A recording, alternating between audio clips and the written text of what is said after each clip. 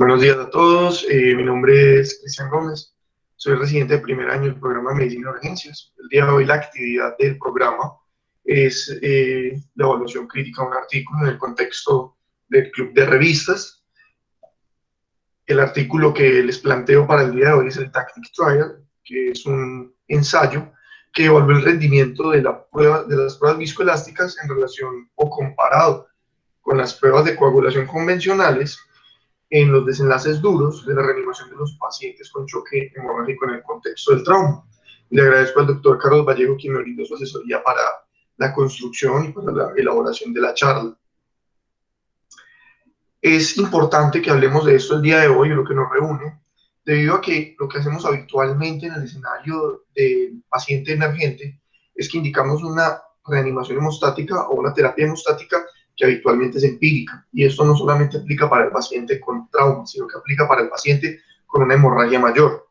Por tanto, lo que traigo el día de hoy tiene como fin explorar si realmente dirigir las terapias puede llegar a modificar los desenlaces clínicos de estos pacientes, es decir, en términos de mortalidad, hacer una, digamos, selección más apropiada del paciente basada en un diagnóstico específico, puede también ayudarnos a dirigir con mayor precisión la administración de hemoderivados y, por tanto, obviamente, disminuir la mortalidad en este subgrupo de pacientes. Entonces, les propongo revisar algunas generalidades del trauma, aspectos puntuales, dado que esto no es una revisión de temas sobre la fisiopatología de la coagulopatía inducida por el trauma y los aspectos centrales de la terapia hemostática, o por lo menos la evidencia de la cual provienen las recomendaciones clásicas, que son cómo se aplican y cómo se interpretan las pruebas viscoelásticas y qué evidencia precede el uso de las pruebas viscoelásticas en el paciente, en el escenario del paciente con sangrado. Previo a este estudio, finalmente les voy a mostrar el ITACTIC y vamos a hacer una lectura crítica para evaluar realmente la validez y la interpretación de los resultados asociados al artículo que traigo para el día de hoy. Entonces, como todos ustedes saben, el trauma es la cuarta causa de muerte en el mundo, y esto afecta, digamos, a la población en edad productiva y, por tanto, tiene una afectación grave para todo, digamos, para todos los tipos de países, no solamente en desarrollo, sino para los países desarrollados. Y uno de los principales determinantes de esta mortalidad en el escenario del paciente con trauma es, como tal, la hemorragia grave. Las definiciones ya las voy a mencionar. Esta hemorragia como tal es responsable de hasta la mitad de las muertes de los pacientes con trauma, y este número en términos absolutos es responsable aproximadamente de 4.6 millones de muertes por año a nivel mundial. La mitad de los pacientes con hemorragia mayor va a morir habitualmente en las primeras 6 horas del ingreso hospitalario, que esto habitualmente se corresponde también con el momento del trauma.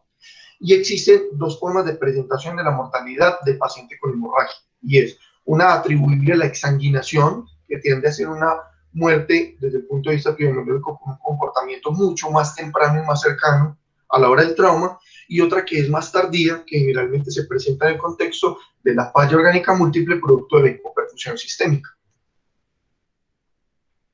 Las definiciones que vamos a ahondar a lo largo de esta digamos, charla va a ser el trauma mayor, el cual es habitualmente atribuible a las lesiones mayores, como por ejemplo las heridas penetrantes craneofaciales en el cuello o en el tronco, la presencia de un tórax inestable o, por ejemplo, la disfunción del anillo posterior de la pelvis, entre otro tipo de lesiones que pueden configurar un trauma mayor.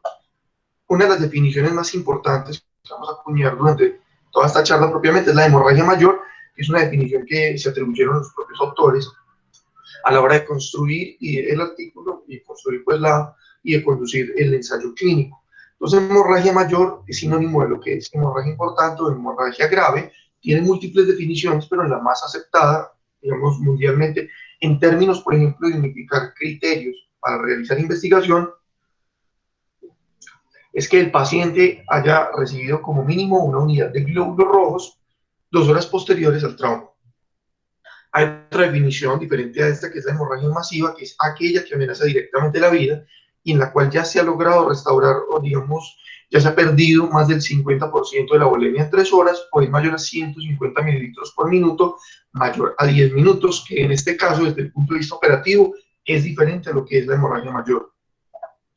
Hay una definición de transfusión masiva que también vamos a utilizar el día de hoy, que existe desde el punto de vista clásico o tradicional y una definición dinámica o moderna que ha variado también con el fin de incluir a los pacientes, digamos, en los estudios de investigación y también, pues, digamos, atribuirles o tratar de ser más racionales con el uso de los hemoderivados y no esperar hasta 24 horas para poder, digamos, acuñar esta definición. La definición clásica es que se hayan usado 10 o más unidades de glóbulos rojos en 24 horas, pero la definición más reciente, de que existen múltiples definiciones y en esto no hay del todo consenso, es que se hayan usado o se proyecte su uso de estas 10 unidades en por lo menos 6 horas, que se hayan usado 4 o más en la primera hora, o que ya se haya logrado reponer más del 50% de la volemia en 3 horas.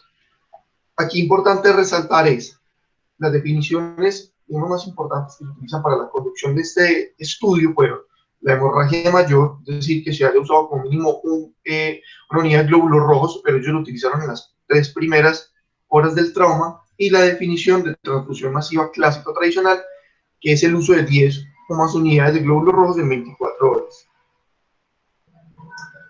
Recientemente se publicó este artículo de revisión en el cual se hace referencia a aspectos centrales sobre lo que es la coagulopatía inducida por trauma. Sin embargo, aquí es importante resaltar también que la coagulopatía inducida por trauma es un escenario de constante, digamos, investigación y que no se ha terminado de definir. Lo que está claro es que no es un único fenómeno y que hay una coagulopatía traumática aguda que es exclusivamente atribuible a lo que es el daño tisular y la exposición a la hipoperfusión sistémica. Esto generalmente deriva en una activación, digamos, masiva o desproporcionada del endotelio y finalmente se traduce en una endoteliopatía sistémica. Adicional a esto, hay un consumo exagerado de fibrinógeno, un fenómeno de hiperfibrinolisis, eventualmente, porque no es el primer fenómeno, hay un consumo de los factores de la coagulación y finalmente, después, a lo largo de los días, en el paciente que no fallece exangüe en este, digamos, producto de toda esta cascada, es un paciente que con los días, producto del trauma, va a empezar a expresar un fenotipo protrombótico. En todo caso, lo importante es tener en cuenta que esto, como lo mencionaba, no ha sido, digamos, dilucidado del todo, y el autor, digamos, principal del artículo que vamos a revisar hoy, que es el doctor Karim Brohi, es un autor que ha, digamos, investigado y ha publicado muchísimo en relación a lo que es la coagulopatía inducida por trauma, y esta es una de las diapositivas que él utiliza propiamente en una de sus presentaciones virtuales. Y él dice, la coagulopatía inducida por trauma va más allá de lo que les ilustré, digamos, desde el punto de vista de la fisiopatología con la diapositiva anterior, que es la fisiopatología de la coagulopatía traumática aguda.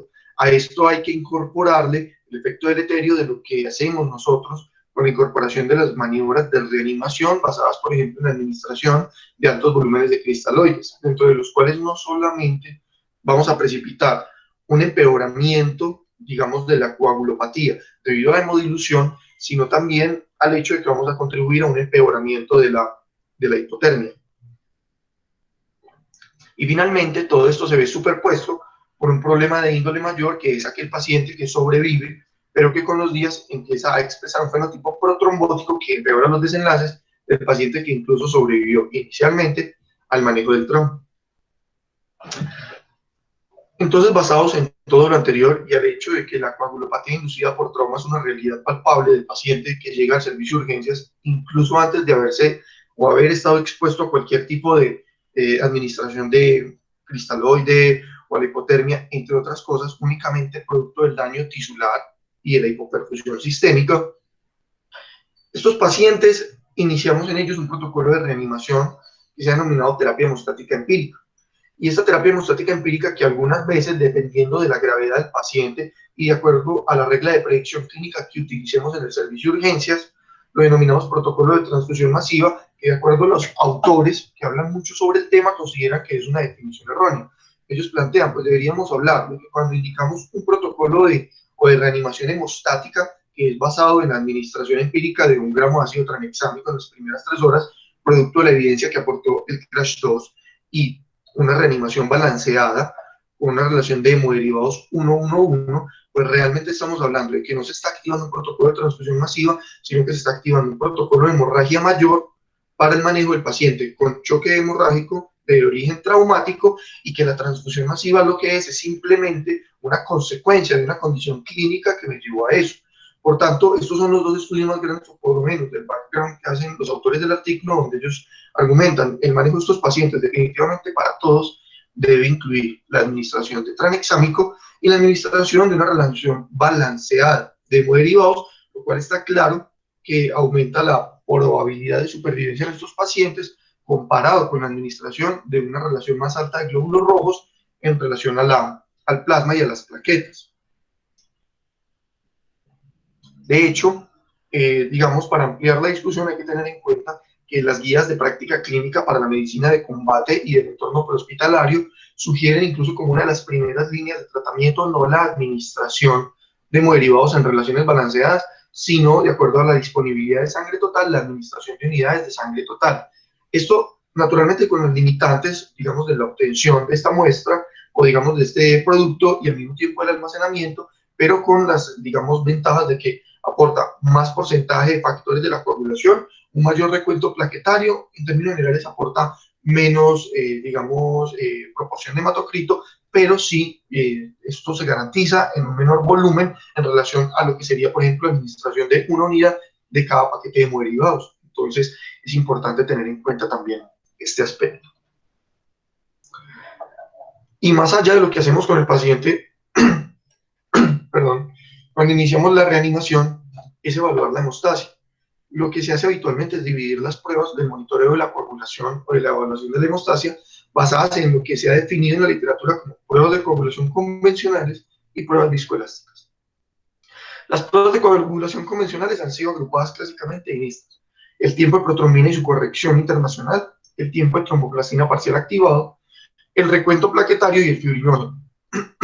Y las pruebas viscoelásticas hacen referencia en esencia a lo que es la tromboelastografía y la tromboelastometría rotacional. De las pruebas de coagulación hay que tener en cuenta algo importante, y de estas pruebas de coagulación convencionales que se procesan en un laboratorio, y es que la hemostasia depende del recuento plaquetario, del fibrinógeno y la trombina, pero estas pruebas de coagulación únicamente nos miden el 3 al 5% de la actividad de la trombina, que es uno de los factores determinantes de la hemostasia, y por tanto nos quedamos cortos en ese sentido. Y ahí que haya surgido más recientemente, o de que estemos en el advenimiento de las pruebas viscoelásticas como una prueba que se diseñó con el objetivo, o que actualmente ha sido, digamos, de mayor amplificación su uso, para superar esas limitaciones que nos otorgan las pruebas, digamos, las pruebas de coagulación convencionales. De hecho, la tromboelastografía está escrita desde los 50, pues desde los 40, y como tal lo que busca es evaluar las propiedades viscoelásticas de la coagulación en sangre. Finalmente, esta evaluación de las propiedades viscoelásticas se representa por medio de un gráfico que es visual, y el gráfico lo que trata de mostrarnos es cómo es el trombo, cómo es la lisis, ya, y representa todas las etapas de la hemostasia. Entonces, a diferencia de lo que ocurre con las pruebas de coagulación convencionales, en las cuales yo tengo, por ejemplo, un TP y un TTPA, y con cada una de ellas evalúo, por ejemplo, lo que es la teoría humoral de la coagulación propuesta en 1964, que divide las vías por vía extrínseca e intrínseca de una vía común final. Lo que hacemos por medio de la evaluación de las propiedades viscoelásticas de la coagulación es adherirnos a la teoría celular de la coagulación propuesta por el doctor Hoffman en el 2003, donde él dice realmente todo es una vía común y lo que tenemos que identificar es 3 fases: una fase de iniciación, una fase de amplificación y una fase de propagación. Todo esto lo podemos identificar visualmente mediante la formación del trombo y de la lisis. Hay que tener en cuenta que tanto la tromboelastografía como el Rotem, que es la tromboelastometría rotacional, son exámenes diferentes, son muy similares, pero son pruebas completamente, pues son pruebas que en esencia son diferentes, pero son pruebas que se pueden hacer en el point of care, o sea, a la cabecera del paciente. Es decir, que yo puedo tomar una muestra de sangre, no tengo que incluir eso en un tubo de ensayo, por ejemplo, con anticoagulantes, sino que es como el procesamiento de una glucometría o de unos gases arteriales. Si yo proceso la muestra en menos de 5 minutos, no necesito llevarla ni al laboratorio, ni necesito indicarle nada, digamos, adicional a esa muestra. ¿Cómo funciona? ¿O cómo son las pruebas viscoelásticas? Aquí hay 2 ejemplos de 2 máquinas, el TEC 6S, estas son pues obviamente marcas comerciales, esta es una de las que se incluyó dentro del estudio, y el Rotem Sigma. Son estas maquinitas que tienen un monitor y este monitor es el que hace la representación visual del trombo. Aquí tienen como un puerto, los dos, en donde yo cojo un tubo de ensayo con una muestra de sangre y lo pongo ahí. Cuando yo lo coloco en este punto, lo que hace la máquina directamente es sustraer la sangre en cubetas de a punto 36 mililitros. Estas son las cubetas. ¿Cuál es la diferencia en esencia entre la tromboelastografía y la tromboelastometría? El modo de procesamiento de la información y el modo de representación visual. Entonces, en la tromboelastografía, la sangre cae a esta cubeta, aquí hay un pin y este pin está acoplado a un transductor que es el que va a identificar estas propiedades viscoelásticas para hacer la representación visual. Lo mismo ocurre aquí. Pero en la tromboelastografía, la cubeta gira. La cubeta empieza a hacer movimientos oscilatorios y en la tromboelastometría lo que gira es el pin. La cubeta se queda fija. Esa es una de las diferencias fundamentales en los modelos de funcionamiento de las pruebas y por tanto, o de los equipos, y por tanto aquí la transducción de la señal se da porque el mismo pin es el que está girando. Aquí voy a resaltar que en la IPS universitaria en el servicio de cirugía está esta máquina de Röntgen específicamente y no está el TEC 6S, pero hay una máquina de tromboelastografía que no tiene la pantalla acoplada, pero sí que está pues unida a un monitor de un computador. Finalmente, de esta información que se obtiene cuando se hace la transducción de la señal, se grafica esto, que es la representación visual de la formación del trombo. ¿Cómo se hace esto? Aunque yo en el tubo de ensayo no incluí ningún tipo de sustancia adicional a la sangre, estas cubetas sí tienen unos aceleradores y cada una tiene diferentes, activadores para poder, obviamente, en un tiempo diferente al tiempo real, garantizar la formación del trombo, que esto sea más rápido y que por tanto me permita tomar decisiones. Entonces, aquí arriba está la nomenclatura o la mitad de la gráfica hacia arriba del TEC y hacia abajo del Röntgen. Digamos que desde el punto de vista, práctico es lo mismo, pero cambia la nomenclatura. Entonces, aquí, como lo mencionaba, hay una fase de iniciación del tiempo de coagulación, una cinética, que habla de la fase de amplificación, y finalmente la firmeza del coágulo, que habla de la propagación, es decir, muy cercano a lo que es la teoría celular de Hofmann. Este tiempo de inicio de la coagulación lo denominaron en el TEC como tiempo de reacción. En el Röntgen se llama tiempo de coagulación. El K es la cinética, y aquí lo denominaron como el tiempo de formación del coágulo. Aquí lo importante es resaltar que en este primer aspecto esto es dependiente de los factores de coagulación, es decir, que si esto está muy prolongado, este tiempo de reacción inicial, o sea, se demora mucho la formación del trombo, estamos en presencia de un déficit de factores de la coagulación. Si el tiempo de formación del coágulo o el ángulo que se forma es menor al esperado, lo que quiere decir es que hay deficiencia del fibrinógeno, un consumo del fibrinógeno, y si la firmeza del coágulo evaluada a través de esto, que es el punto de máxima amplitud, no es muy alto, esto tiene pues unos valores preespecificados, esto, el 80% corresponde a la actividad de las plaquetas y el 20% al fibrinógeno, entonces esto nos indicaría cuál es el modelo a usar. Y finalmente la lisis, que nos hablaría pues de hiperfibrinolisis, que es lo que buscamos en trauma. Esto es un esquema visual de lo que serían diferentes fenotipos aportados por unas pruebas viscoelásticas. En la figura A es un TEG normal, esto es de TEG, no de Röntgen. La diferencia es que el Röntgen también aporta varias, gráficas diferentes. En TEG todo está junto. Aquí lo que vemos es un fenotipo de coagulación que es normal. En el B vemos un fenotipo hipercoagulable, es decir, el tiempo de reacción es muy corto y la amplitud máxima se da muy rápido y definitivamente es mucho más amplia de lo que es un fenotipo normal. En el gráfico C vemos un fenotipo hipocoagulable, es decir, vemos un tiempo de reacción muy prolongado. Igualmente vemos que los ángulos no son pronunciados y que la máxima amplitud realmente también es muy discreta y por tanto este paciente, por ejemplo, se beneficiaría de plasma fresco congelado, de fibrinógeno y de plaquetas.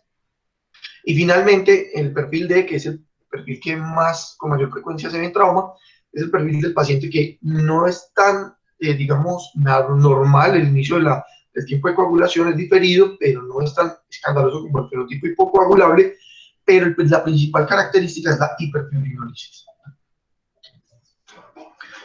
¿Qué evidencia hay precedente a todo esto que hemos mencionado? Existen muchos ensayos clínicos que evalúan sobre todo desenlaces blandos. Y no tanto, los ensayos clínicos, aquí me corrijo, realmente existe evidencia precedente de observaciones tomadas que hasta el 2012, donde se saca, esta información, había más de 1.500 pacientes evaluados con pruebas viscoelásticas en el escenario del trauma. y realmente lo que se había podido documentar a la fecha era: sirve para hacer con mayor precisión el diagnóstico de la coagulopatía, o sea, del perfil fenotípico de la disfunción de la hemostasia específico, y para hacer una administración mucho más racional y más dirigida de lo que es, digamos, la administración de componentes. Y en este caso, importante resaltarlo porque realmente la transfusión masiva no está libre de complicaciones, y es bien sabido que obviamente hay subgrupos o poblaciones en las que puede empeorar la mortalidad, atribuible no solo a las complicaciones de orden inmunológico, sino a las complicaciones de orden no inmunológico, como por ejemplo las infecciones o la exposición infecciosa en este subgrupo de pacientes. Sin embargo, hasta esta revisión no había evidencia de calidad, y por tanto la pregunta central es si existía algún RCT que nos dijera, bueno, comparemos los pacientes en trauma con coagulopatía para reanimarlos con prueba viscoelástica versus otra cosa.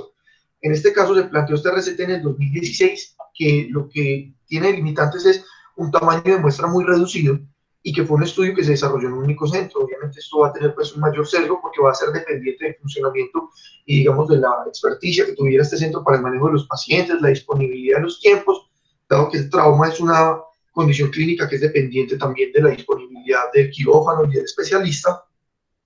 Pero en este caso, por lo menos, lo que ellos lograron documentar con significancia estadística fue una reducción de la mortalidad.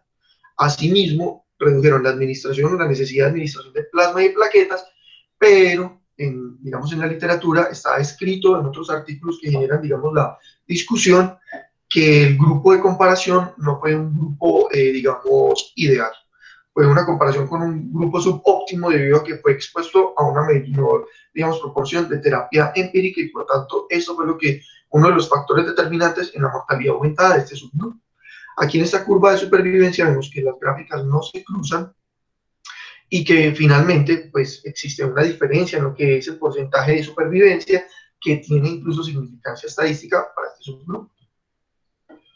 Y con todo esto, en el 2017 se planteó la evaluación de un metaanálisis, se proyectó pues como la publicación de un metaanálisis con una revisión sistemática de lo que es el uso de las pruebas viscoelásticas, pero en cualquier paciente con sangrado. Aquí se incluyó naturalmente este RCT anterior, que fue, digamos, publicado en el 2016, pero el grueso de la población que se incluyó en este metaanálisis son las poblaciones en las que se ha demostrado realmente beneficio de la intervención, como es el paciente con cirugía de puentes coronarios y habitualmente el paciente con cirugía cardiovascular. Este primer forest plot que les muestro acá es la evaluación, o digamos, cómo se grafica el estimado puntual que se calculó en relación a la mortalidad del uso de las pruebas viscoelásticas, en el cual, aunque tiene un OR de 0.6, realmente el intervalo de confianza atraviesa la unidad y por tanto no se puede establecer una asociación, no tiene significancia estadística para hablar de que en términos generales la población total de pacientes que fue expuesta a la prueba viscoelástica tiene una mayor supervivencia. Sin embargo, sí está claro, por lo menos aquí no hay una medida de asociación puntual porque no se estableció, pues, digamos, a la hora de hacer la evaluación, pero sí una diferencia de medias. Se puede ver cómo definitivamente el comportamiento global del grupo fue hacia una menor necesidad de hemoderivados. En este caso, esta gráfica puntual es de glóbulos rojos, que favorece la intervención de la prueba viscoelástica. Debido a toda la ambición que ha girado en torno a lo que es tratar de demostrar una reducción de la mortalidad en su grupo de paciente con trauma, se planteó para los autores de este estudio un cambio de paradigma. Ellos dicen, en vez de hablar de simplemente tapar el hueco y llenar eso, o sea, con sangre, con cristaloide, con lo que sea, cambiemos el paradigma de la reanimación en trauma. Basémoslo en las pruebas a la cabecera del paciente, por medio de un diagnóstico de precisión de cuál es el problema de la coagulación del paciente, y prioricemos la hemostasia antes de restaurar la perfusión de los pacientes, y miremos si esto puede modificar la supervivencia. De ahí surge el ITAC. El ITAC es un estudio, un ensayo clínico aleatorizado que se publicó el 13 de octubre del 2020 de manera virtual, que lo que evaluó fue cuál era el verdadero impacto de las pruebas viscoelásticas para el manejo de la hemorragia de origen traumático del paciente con choque hemorrágico de origen traumático, digamos, incorporando los protocolos para la hemorragia por trauma mayor, o en este caso para los protocolos de hemorragia mayor debido a trauma. El autor principal es el doctor Karim Broin, que es un cirujano de trauma de Inglaterra. Fue publicado en el Intensive Care Medicine, que es la revista de la sociedad, prácticamente la revista de la Sociedad de Cuidados Críticos de Europa, y fue conducido en 7 hospitales de esta geografía. La pregunta de investigación entonces fue si la administración de la terapia hemostática dirigida, es decir, si yo reanimo al paciente con una terapia dirigida por el resultado de la prueba viscoelástica, esto puede ser superior en términos de supervivencia y desenlaces duros para los pacientes cuando lo comparo únicamente con las pruebas de coagulación convencionales. Y la pregunta pico es la siguiente, y es, los pacientes adultos con trauma y sospecha de hemorragia grave que se constituyen como la población, o digamos como el objeto de la intervención, la terapia hemostática empírica asociada a una prueba viscoelástica puede reducir la mortalidad y la necesidad de transfusión masiva a las 24 horas en relación a la terapia hemostática empírica con pruebas asociada a un protocolo de evaluación de pruebas de coagulación convencionales. Aquí es importante resaltar que este desenlace es el desenlace primario. Y por tanto, las hipótesis son las siguientes. En el caso de la hipótesis alterna, es que el protocolo de manejo empírico de la hemorragia mayor, cuando se asocia a una prueba viscoelástica, esto es superior, es un estudio de superioridad a simplemente la terapia empírica asociada a una prueba de coagulación convencional en términos de desenlace compuesto que ya les mencioné, supervivencia y reducción de necesidad de transfusión masiva a las 24 horas. Entonces, este es un ensayo clínico pragmático, es decir, que es más liberal en la inclusión de los pacientes, más cercano a lo que es digamos, las condiciones reales y no ideales de la práctica que desarrollamos. Es un ensayo multicéntrico aleatorizado que se controló la población de pacientes con trauma y sospecha de hemorragia y que ya habían recibido como mínimo una unidad de glóbulos rojos. Es decir, que esta población ya había sido expuesta a una activación de un protocolo empírico de hemostasia por medio de la activación del protocolo de hemorragia mayor. Los centros que participaron eran centros de trauma nivel 1 distribuidos en Dinamarca, Holanda, Noruega, Alemania y 3 en Inglaterra. Los equipos que se usaron fue el TEC 6S y el Rotem, que les mostré que son las marcas comerciales, y todo esto fue probado pues como por la Universidad Anfitriona del Comité de Ética. Criterios de inclusión. Dentro de este estudio pragmático que no tuvo criterios de exclusión, pacientes mayores a 18 años, víctimas de trauma, en los que yo pensara que estaban sangrando, y en los que ya se había activado un protocolo de hemorragia mayor y que se había recibido por lo menos una unidad de glóbulos rojos. Antes de esto, los pacientes no se aleatorizaban. Tenían que estar en las 3 primeras horas del trauma y estar en la primera hora de admisión hospitalaria. ¿Cómo se suministró el consentimiento informado? Por medio del paciente que no tenía capacidad de consentir, de lo contrario, un responsable o acudiente del paciente, y si no lo había, el médico tratante, debido pues como la aprobación del comité de ética, podía dar la aprobación para ser incluido dentro del estudio. Estos pacientes se aleatorizaron en secuencia uno a uno, digamos, estratificados por bloques de acuerdo al centro en el cual se reclutaron los pacientes. Estas secuencias fueron generadas de manera independiente, con un enmascaramiento para esto, y la asignación a cada grupo pues fue aleatoria abriendo sobres sellados. ¿Qué es importante resaltar acá desde el aspecto metodológico? Que el equipo que generaba, digamos, la intervención, o sea, el equipo tratante, realmente no podía estar enmascarado porque debía hacer lectura de la prueba viscoelástica o de la prueba de coagulación convencional, pero digamos que la recolección de los datos y el análisis de los mismos sí fue elaborado por un equipo que estaba completamente, digamos, o no tenía conocimiento de las intervenciones que se realizaban. Intervenciones y cointervenciones. En este caso, se les administró todos ácido tranexámico en las 3 primeras horas del trauma, administración de glóbulos rojos, plasma y plaquetas en una relación balanceada y una restricción clara de lo que era la terapia con cristaloides. A estos pacientes en el momento de la aleatorización se le tomaron muestras de sangre y también después de la transfusión de 4 unidades de glóbulos rojos hasta que se, obtuviera la hemostasia. Y la definición de la hemostasia para el estudio fue que ya hubiera pasado más de 1 hora desde que se le administró la última unidad y que los médicos tratantes estuvieran satisfechos con el resultado clínico, más allá de una prueba de coagulación.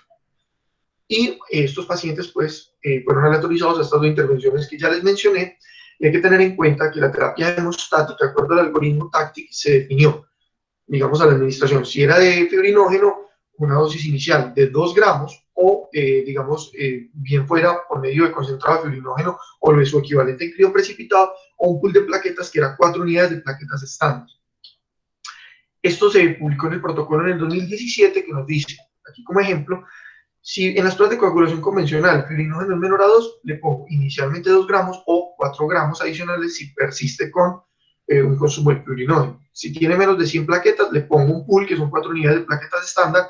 Y si tengo un INR mayor a 1.2 y el fibrinógeno también, está corregido, entonces yo realmente le administro a ese paciente plasma fresco congelado.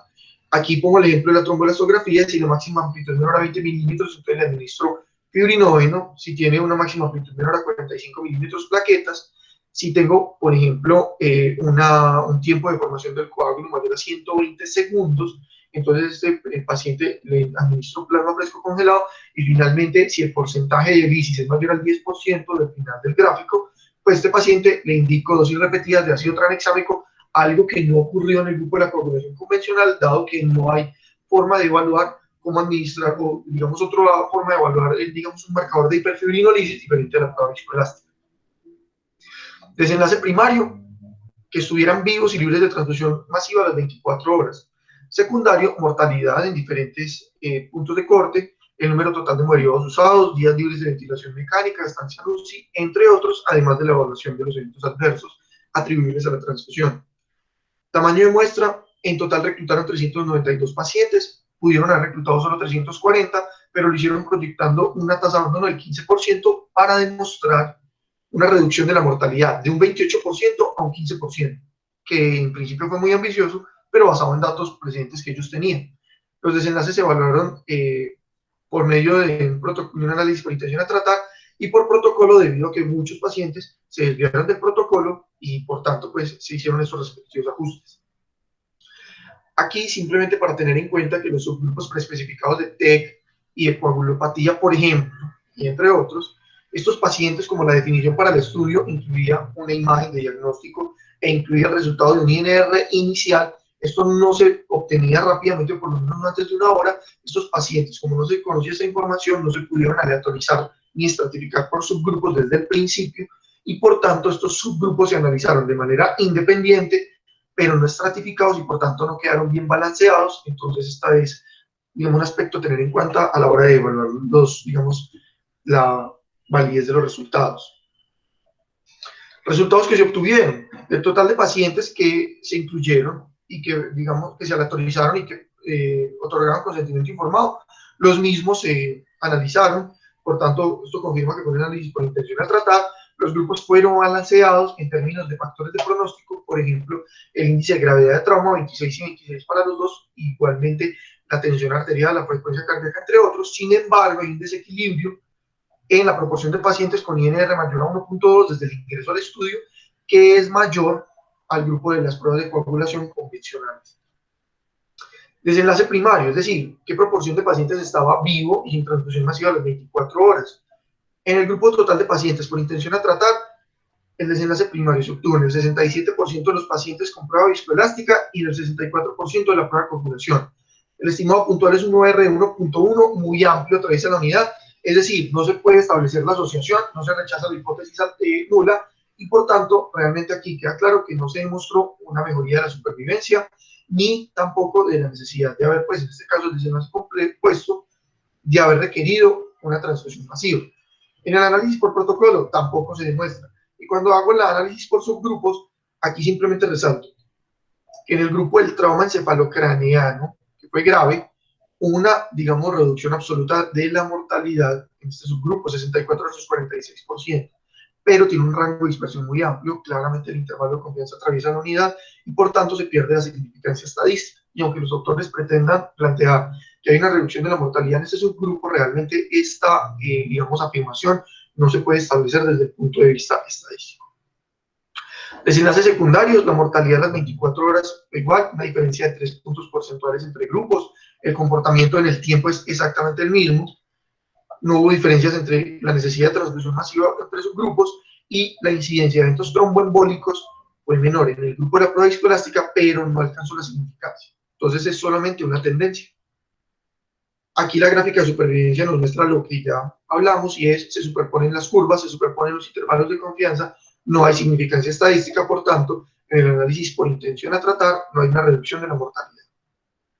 Y esta, digamos, incidencia de eventos adversos atribuibles a la transfusión, realmente, aunque ninguna se puede hablar con certeza porque no hay asociación estadística, digamos, que se pueda realizar, sí por lo menos podemos decir que hay una tendencia a una menor incidencia de evento tromboembólico en este subgrupo de la prueba viscoelástica, que es muy llamativo, y es porque este subgrupo realmente es el único que podría estar expuesto, por ejemplo, a las dosis repetidas de ácido tranexámico.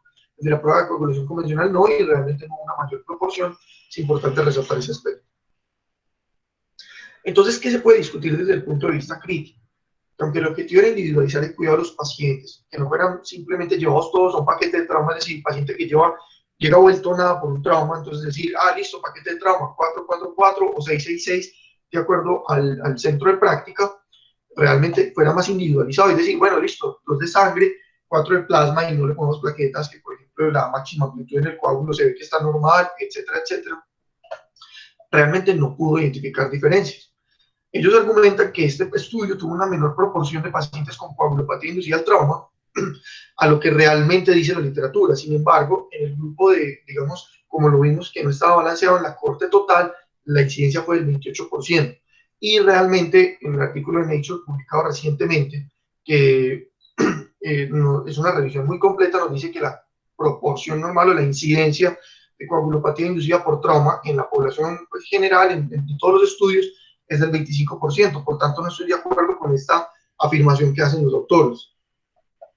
Sin embargo, ellos dicen, bueno, de pronto entraron muy aliviados, porque antes de la aleatorización ya habían recibido sangre, incluso del entorno prehospitalario. Pero hay que tener en cuenta que algunos persistían con INR mayor a 1.2 posterior a la aleatorización. Que tratan o sea, ¿cómo definen sus autores, los autores de este punto? Y es, ellos dicen, nos faltó gente enferma, no seleccionamos adecuadamente a la población, metimos a todo el mundo en el mismo paquete de hacerle prueba viscoelástica y muchos se aliviaron con las 2 unidades de sangre que les pusieron, por ejemplo, en la ambulancia. Entonces, de ahí que realmente fue como una selección inadecuada. Además, casi hasta 2 veces más recibieron intervenciones los del grupo precisamente de la intervención. Es decir, se detectaron más problemas de coagulación, se intervinieron mucho más, pero esto no se tradujo en desenlaces clínicos significativos. Por tanto, es uno de los elementos que se puede inferir de todo esto es que realmente el uso racional de los hemoderivados, tal y cual como nos lo han mostrado previamente con otros estudios, también falta confirmarlo realmente porque por lo menos en este estudio no se demostró. Aunque no haya diferencias, digamos, en la proporción total de pacientes que fueron tributarios de transfusión masiva total del estudio, realmente el grupo de intervención sí recibió mucho más hemoderivados que los otros. Y ellos también argumentan que el grupo de TEC grave tuvo una reducción de la mortalidad. Como les digo, no estoy de acuerdo con esta afirmación, realmente esto pudo haber sido inesperado, realmente no se demostró que pudiera establecerse asociación y por tanto esto puede ser simplemente incidental. Limitaciones, tamaño del efecto mínimo, o sea, del 3% comparado con un 13% que ellos plantearon al inicio del estudio, que era una reducción de la mortalidad del 28 al 15%.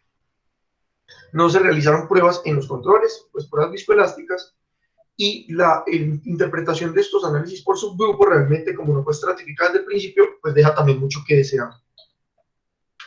Conclusión, incorporar una prueba viscoelástica a lo que ya de por sí hacemos, que es simplemente activar un protocolo de hemorragia mayor en el contexto, digamos, sin pruebas, algo emergente, empírico, realmente no le aporta nada diferente al desenlace clínico del paciente de lo que se puede hacer simplemente con pedir unas pruebas de coagulación y mirar cómo está el fibrinógeno para si hay que complementar, por ejemplo.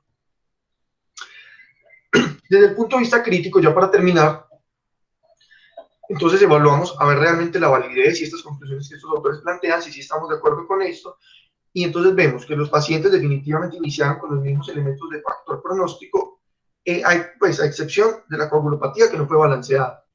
Se aleatorizaron adecuadamente y esto fue cegado. Sin embargo, estos 2 aspectos los voy a resaltar ahorita, que es cómo es el comportamiento de los factores del pronóstico a lo largo del estudio. El estudio fue enmascarado por lo menos para los que recolectaban y analizaban los datos. Naturalmente esto no se podía hacer con, digamos, que ejecutaban la intervención, entonces lo considero que realmente sí fue adecuadamente, digamos, o en la medida de lo posible, cegado.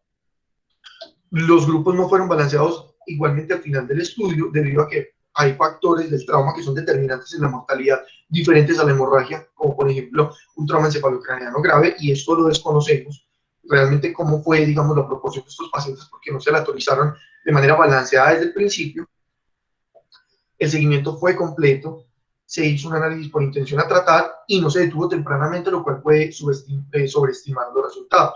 Estos 2 aspectos esenciales sobre el comportamiento de los factores de pronóstico a lo largo de digamos, del estudio, traigo precisamente esta publicación hecha en Twitter por el autor del estudio, donde él dice, más emparejar a los pacientes con trauma es muy complejo, porque yo puedo coger a dos pacientes idénticos, fractura de pelvis, vueltos nada por un índice de gravedad, que tienen la misma presión sistólica de la frecuencia cardíaca y lactato, pero les pongo 2 unidades de sangre y el primero se alivió y el segundo va a necesitar, pues sigue muy enfermo, entonces en ese me voy con toda, le hago de todo, le pongo reboa, pues todo lo que usted quiera, y finalmente, naturalmente el desenlace de este paciente va a ser mortalidad o un desenlace pues adverso, y la evaluación o la interpretación de estos datos va a ser al paciente 2 le fue peor que al 1, es decir, o eso se traduce en que el reboa no, digamos, mejora la supervivencia. Entonces creo que realmente esto es de pronto uno de los elementos que pudiéramos utilizar a favor, digamos, digamos, de este estudio, y es que es ideal o condiciones ideales deberíamos aleatorizar al paciente después de la reanimación inicial para ver realmente qué camino va a tomar. Sin embargo, el estudio ya está hecho, ellos seleccionaron al paciente a mitad de camino, no fue cuando ingresó y fue después de haber hecho el diagnóstico preciso de la coagulopatía para simplemente incluir población muy enferma. Entonces creo que pues culpa de ellos. Lectura crítica en relación a los resultados, el tratamiento fue, el tamaño del efecto fue mínimo, el 3%, digamos el estimado fue completamente impreciso, pero importante, la validez externa del estudio pues es muy importante, y es, en este caso los pacientes son similares a cualquier población, pues siempre y cuando sea en un centro de trauma de alto rendimiento. Todos los desenlaces clínicos fueron contemplados de importancia clínica, pero obviamente no sabemos realmente en términos de costo-efectividad si esto puede ser útil, debido a que una evaluación de costo-efectividad en medicina es compleja porque no solamente se evalúan los costos directos, sino los costos indirectos de la intervención. El TEC puede valer 80.000 y el ROTEM 200.000 habitualmente en Colombia, las clínicas lo pueden cobrar, por ejemplo, en 200 y 300.000, todo esto, digamos, es mucho mayor a lo que es una prueba de coagulación convencional, pero si eventualmente demostráramos que definitivamente se puede hacer una terapia más racional de derivados, esto pudiera reducir los costos indirectos. Unos autores plantearon como unas hipótesis de, bueno, ¿y por qué entonces estos pacientes no se benefician? Lo más importante que ellos plantean es dos cosas. Uno, fue muy ambicioso la reducción de la mortalidad que ellos plantearon, y por tanto el tamaño de la muestra y también la proporción de pacientes con, digamos, con coagulopatía al ingreso hizo que realmente, como no alcanzaran estos datos, se quedaran sin muestra, pues, o sea, fue insuficiente, y que precisamente esta población susceptible de beneficiarse de la intervención, los muy enfermos, pues no fueran incluidos, y también los muy sanos, es decir, los que no necesitaban de entrada un paquete de trauma completo. Pero bueno, esto ya será para tener en cuenta a la hora de diseñar otros estudios, que veo muy difícil. Un estudio de esta calidad, digamos, metodológica, y esta grado de dificultad para la conducción es muy difícil que se vuelva a llevar a cabo. Sin embargo, pues uno sabe, no si lo vuelvan y lo hagan. Conclusiones entonces de todo esto, yo me permito concluir con lo revisado, que la reanimación dirigida sí puede ser superior a la terapia empírica, pero en poblaciones puntuales, es decir, el que persiste el coagulopático, que cuando yo utilizo una terapia dirigida no tengo conocimiento de que haya una superior a la otra, si simplemente un INR versus un test viscoelástico. Por tanto, yo no puedo generalizar el uso de la prueba viscoelástica por ahora, así como también considero que es imprudente satanizarla en el momento. Es muy difícil hablar de eso. Pero si hay un escenario en el que probablemente se beneficie la aplicación de esta prueba, pero que no está establecido, y es el paciente con coagulopatía persistente a pesar de la reanimación. Es decir, es un paciente que se trató de reanimar adecuadamente, pero persiste el coagulopático, probablemente este paciente vaya a ser el que se beneficie de la intervención finalmente. Esto es todo lo que tenía para compartirles. Muchas gracias a todos y muy amables por su atención. Hay un análisis que hacía con este artículo, y es que cuando vi el título, me sentí identificado con la última correspondencia que colocaste, ¿cierto? Yo pienso que, hablando de Club de Revista y hablando de investigación, yo pienso que desde el comienzo la pregunta pico de este paciente lo iba castigando, ¿cierto? Sí. Sobre todo porque achacarle a una ayuda diagnóstica un mejoramiento de mortalidad en una patología tan compleja como el trauma, donde hoy en día sabemos por evidencia y por los estudios que, a pesar de las mejoras que hemos tenido, hay pacientes que no se ha impactado la mortalidad. Y estoy hablando de los ancianos, por ejemplo. Eso ya por estudio se conoce de que a pesar de todas las mejoras que hemos tenido, el impacto de la mortalidad en ancianos ha sido tan poca. Achacarle a una ayuda diagnóstica que va a impactar la mortalidad en un problema tan complejo como el trauma, yo pienso que obedece a una cultura que se ha desarrollado en nuestra ideología occidental de buscar pastillas mágicas para solucionar problemas complejos, ¿cierto? Entonces, pienso que desde el comienzo de la pregunta pico de este paciente, de este estudio, lo iba castigando y en efecto se encontraron con muchas dificultades en el camino que finalmente dio un enredo que, pues pues mostró como la ambición de contestar una pregunta que no estaba fundamentada para eso, ¿cierto? Pienso que se hubiera sido mejor buscar ahorros de hemocomponentes, tránsito en urgencias, llevada a cirugía o no sé, otro tipo de desenlaces, tal vez se hubiera arrojado otro tipo de cosas. Sí, señor. Es como la opinión que me queda del artículo. Sí, bro. Estoy de acuerdo. Ahí veo que Juanma está levantando la mano, dale Juanma. Juanma y Daniel.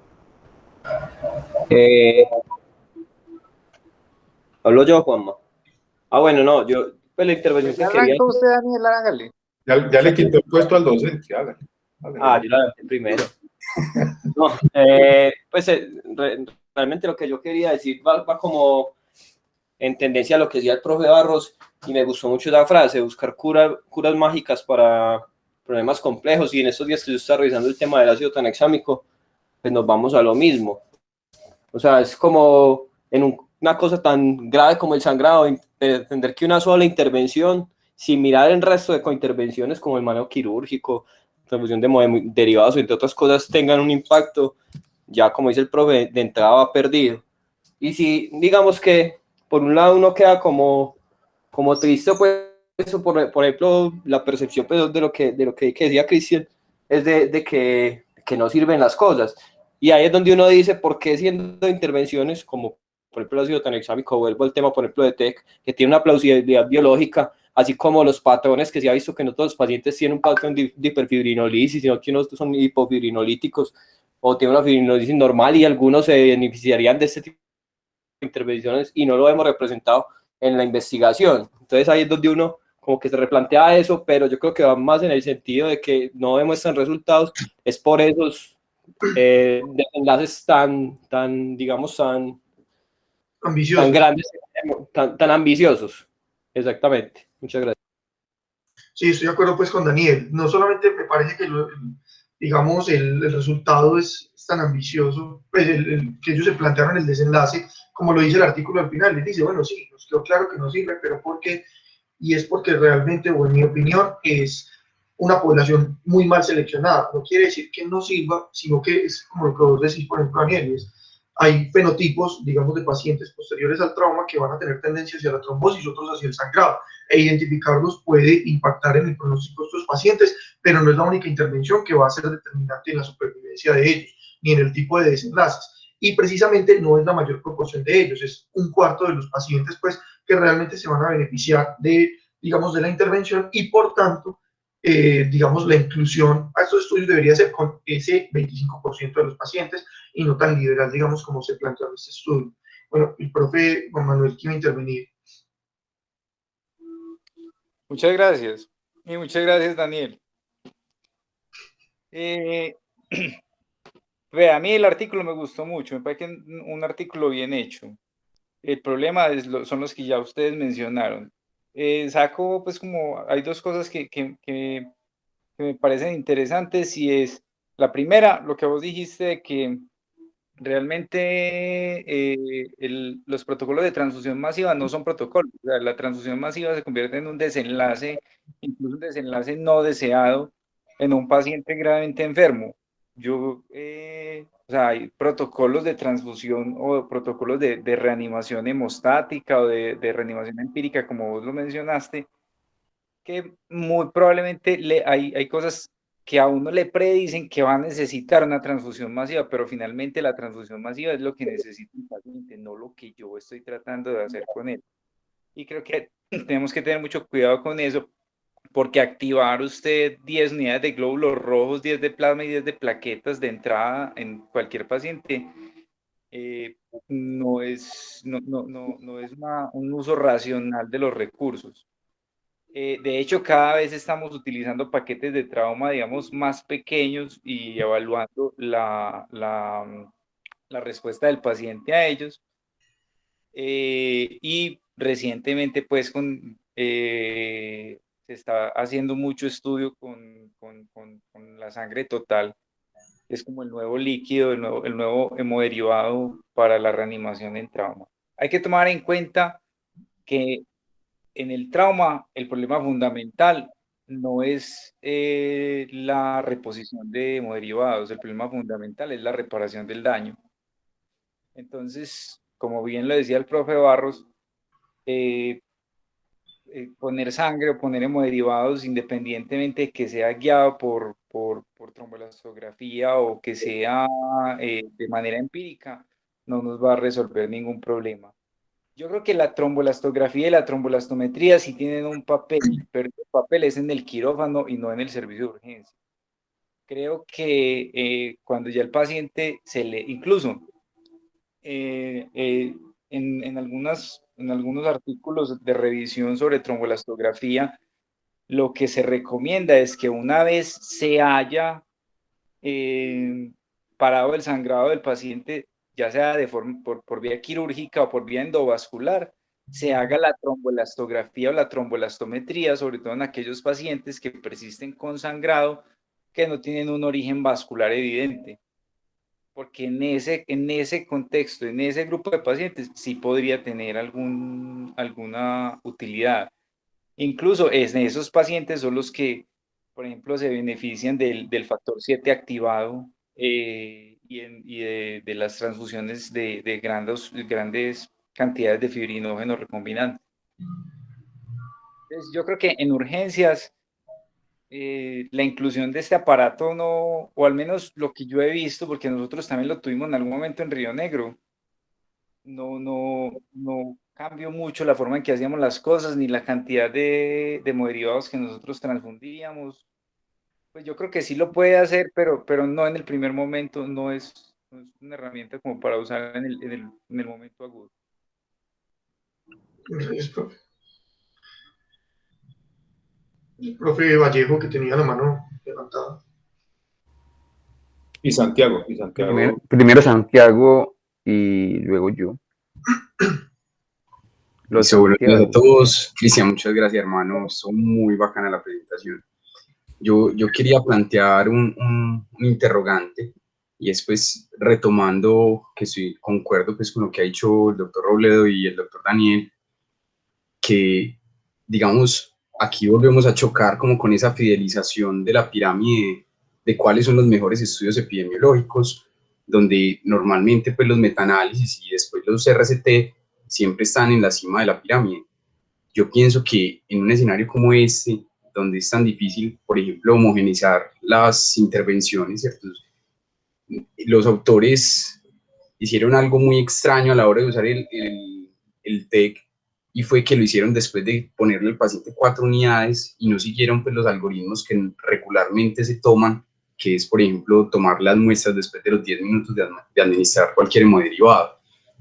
Y eso pues como para homogenizar, como para que después no fueran a decir que hubo un sesgo de intervención y que fue muy diferente intervenir tomando muestras para los tiempos de coagulación que tomar las muestras para el TEC. Entonces, teniendo en cuenta que como que esos criterios tan estrictos que demanda un RCT, pues tal vez no nos permiten realmente llegar a lo que queremos concluir, y es que no es la panacea, sino que es algo que nos ayuda a tomar decisiones, algo que nos dice, venga, es que la medicina ha crecido tanto que cada vez tiene que ser más personalizada. Yo pienso que un RCT como este no es el mejor estudio para uno llegar y convencerse de esa conclusión. Entonces yo quería plantearles cuál creen ustedes que sería un buen estudio, obviamente hecho en las mejores condiciones propias para ese estudio, con una buena muestra, etcétera, que permita, venga, sí, definitivamente usemos el TEC en trauma.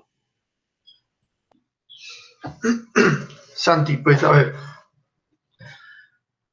Yo pienso que la discusión está en, como vos lo planteas, el hecho de que, o sea, como se trata de individualizar un manejo, digamos que tratamos de evaluar el tamaño o, digamos, el impacto de un efecto de producto de una intervención que se evalúa. En ese caso, me parece que, digamos, por lo menos en la prueba viscoelástica, me parece, o yo estoy de acuerdo con este tipo de estudio, y es porque la prueba viscoelástica finalmente casi se traduce en un resultado dicotómico.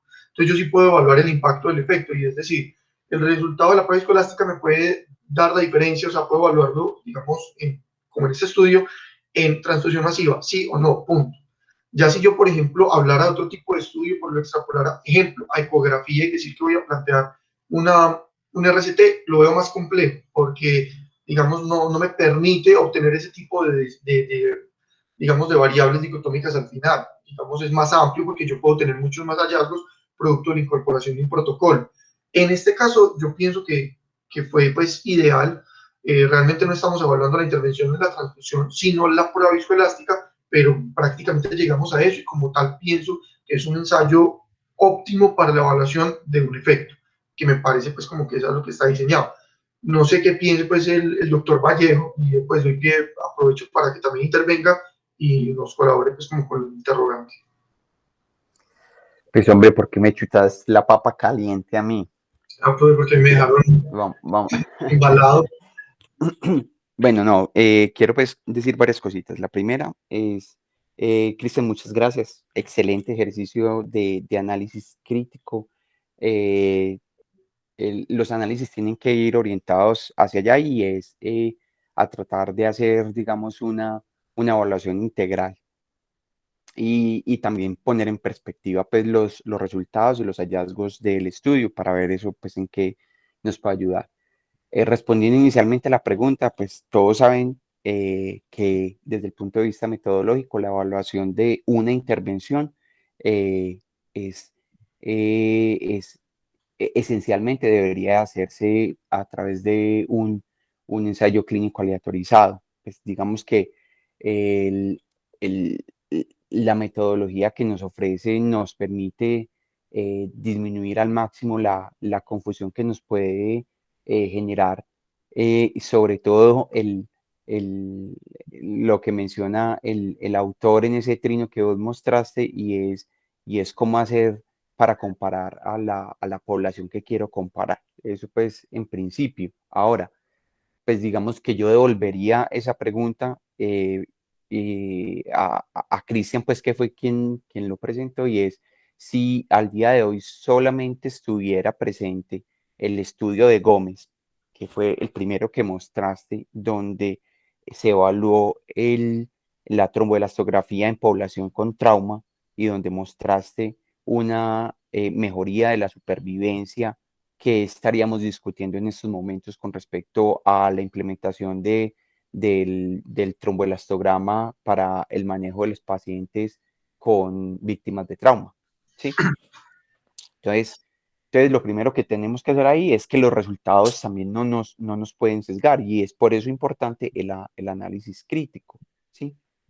Eh, entonces, cuando pregunta Santiago de si esta es o no la mejor metodología para responder a esta pregunta, pues partiendo del hecho que es una intervención, tiene que haber una manera en la cual el ensayo clínico se puede implementar para poder evaluarlo. Otro ejemplo fundamental sería, por ejemplo, los resultados del CRASH 2, ¿sí? Resultados del CRASH 2 en pacientes, incluso en un ensayo, pues digamos, puramente pragmático, en el cual, venga, usted tiene trauma mayor, venga para adentro, le ponemos tranexámico y miramos a ver cómo le va, ¿sí?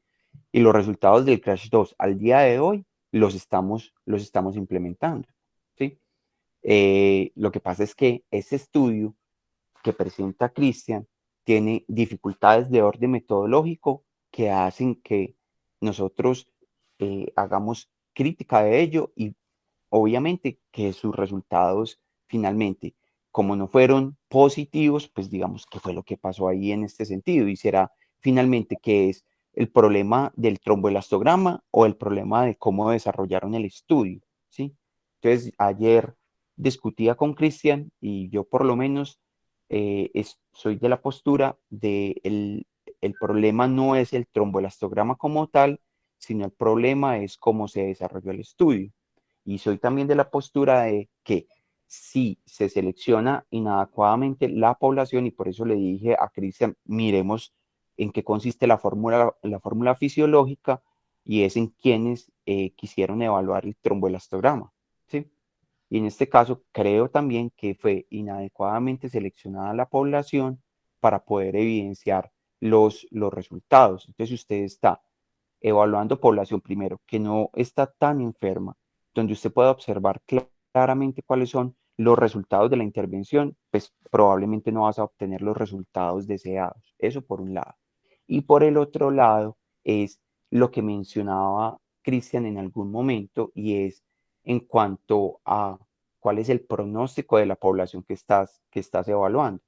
Entonces, en el estudio de Gómez, si puedes ver, Cristian, y de pronto viste la parte de la población en la tabla 1, los pacientes a los cuales se les realizó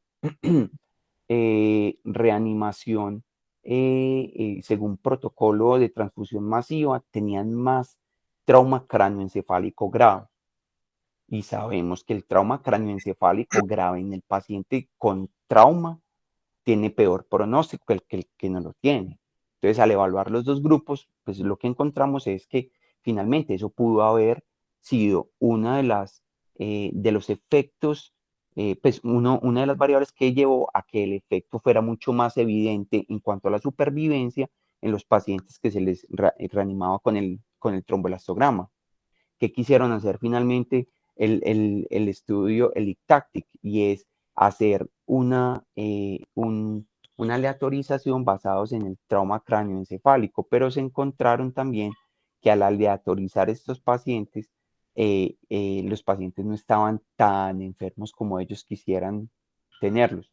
Entonces, creo que pudo haber sido más un problema de orden metodológico que en realidad pues un problema puntualmente del tromboelastograma. Y también devolviéndome un poquito más, y es, digamos, a los diagnósticos que realizamos. Entonces, para hacer el diagnóstico, sabemos que es evidente, y sabemos y es evidente que la coagulopatía inducida por el trauma está presente en los pacientes que sufren de trauma, uno.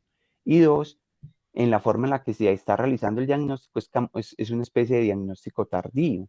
¿Por qué diagnóstico tardío? Porque se le están tomando las pruebas a los pacientes y esas pruebas se están analizando posterior a muchas intervenciones. Y esto, digamos, no da cuenta de todo el fenómeno de la coagulación, sino solamente de una parte. Entonces, tomar un INR para hacer una intervención 1 hora y media, 2 horas después, cuando el paciente ya tuvo una infinidad de intervenciones quirúrgicas, medicamentosas, pues digamos que estamos viendo es una fotografía del pasado. Y lo que intenta el tromboelastograma es, digamos, adelantarnos un poquito más a eso con una visión un poco más amplia e integral del asunto. Entonces, yo creo que es útil y sería útil en el servicio de urgencias. Obviamente, no es en estos momentos y bajo la evidencia disponible, digamos, la intervención pues a realizar, y lastimosamente, pues según esto, yo seguiría implementando el protocolo de transfusión masiva, así tal cual nos lo presentan, tratando de ser lo más racional posible, además porque no es inocua la transfusión masiva, pero sí creo muy importante es que este análisis crítico nos permite establecer que por lo menos para la población que indica el estudio, el manejo del tromboelastograma, por lo menos con la evidencia disponible, no sería implementada al día de hoy. Gracias, profe. Y el oso tiene también levantado la mano. Cristian, buenos días a todos. Hermano, sí, pues me adhiero pues a las opiniones de los profes y de los otros compañeros. Yo creo que hablar de mortalidad y mucho más en pacientes en trauma con un ISS de 25 que tenían los dos grupos, pues yo creo que es difícil que alguna intervención disminuya la probabilidad de muerte en estos pacientes. Pero yo sí quisiera, hermano, que vos puntualizaras, porque hay el motivo para tener digámoslo así, un pensamiento restrictivo con respecto a las transfusiones, pues en parte es por la gran cantidad de efectos adversos que se presentaron que se presentan con las transfusiones, ¿no es cierto?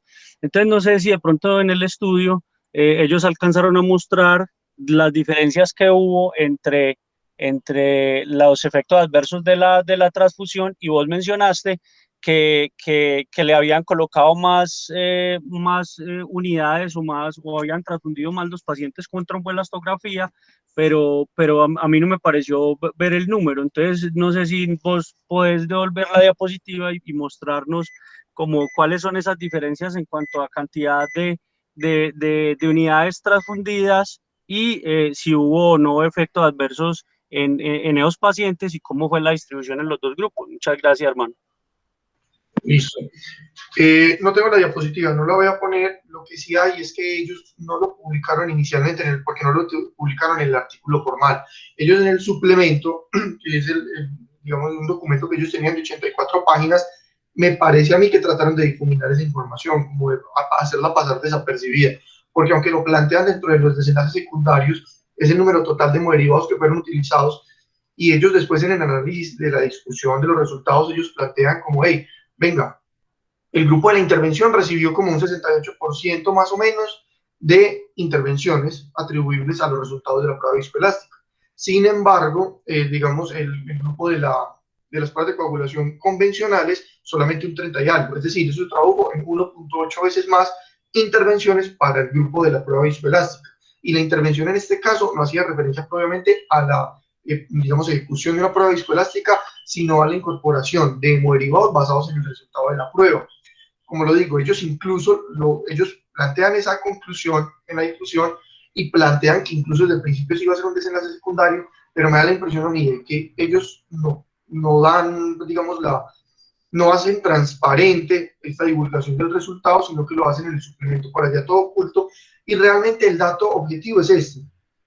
Ellos mencionan eso, pero del total de pacientes, cuando se hace pues como la evaluación de los promedios, en los dos grupos terminó siendo muy balanceado el número total de intervenciones, y es, en los dos grupos, el número total, digamos, el promedio de glóbulos rojos que se administraron a los dos lados fue 3 unidades, y el número de plasma fue 4 a los dos lados.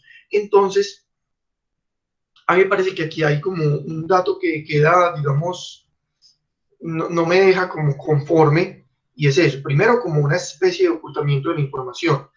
Dos, eso en relación a simplemente las intervenciones que se indicaron. En relación a las transfusiones masivas, la diferencia fue como 28 a 26%, o sea que tampoco cambió la proporción en cuanto a ellos. Y en relación a la incidencia de eventos adversos atribuibles a las transfusiones, entre los que son desenlaces neurológicos, cardiovasculares, de orden infeccioso y obviamente los de orden inmunológico, tampoco hubo, digamos, diferencias, solamente en los eventos tromboembólicos, en los cuales hay tendencia, pero como mostré, pues no hay realmente una verdadera, digamos, significancia estadística que nos pueda hablar de establecer una asociación causal entre lo que es la administración de hemoderivados y que haya, francamente, una mayor incidencia de evento tromboembólico probablemente atribuible a esta intervención. Ahora, repito, digamos que que fue el problema, digamos que tuvo mayor diferencia, tiene un problema plus, y es el hecho de que el fenotipo protrombótico del paciente que sobrevive al trauma después de las 24 horas puede ser tranquilamente el responsable y no la intervención. Entonces creo que es un área que es muy difícil como de manejar, y que por lo menos, producto de los datos precedentes que nos decían como con mayor claridad, las viscoelásticas sí nos ayudan a usar de manera más racional, digamos, los hemoderivados. En este estudio me parece que queda un poquito más difuminada pues, con esa conclusión, y que pues no sé pues como realmente si se puede hablar con certeza de eso. Muchas gracias, hermano. Sí, queda como a la imaginación, hermano, qué impacto tuvo realmente pues eso, porque es una de las cosas importantes que uno busca cuando espera no transfundir tanto al paciente, ¿sí o qué? Entonces, pues, bueno, hermano, muchas gracias. Muy bacana la presentación. Gracias, doctor Oso. Listo, muchas gracias a todos. Cristian, muchas gracias y nos vemos en la siguiente.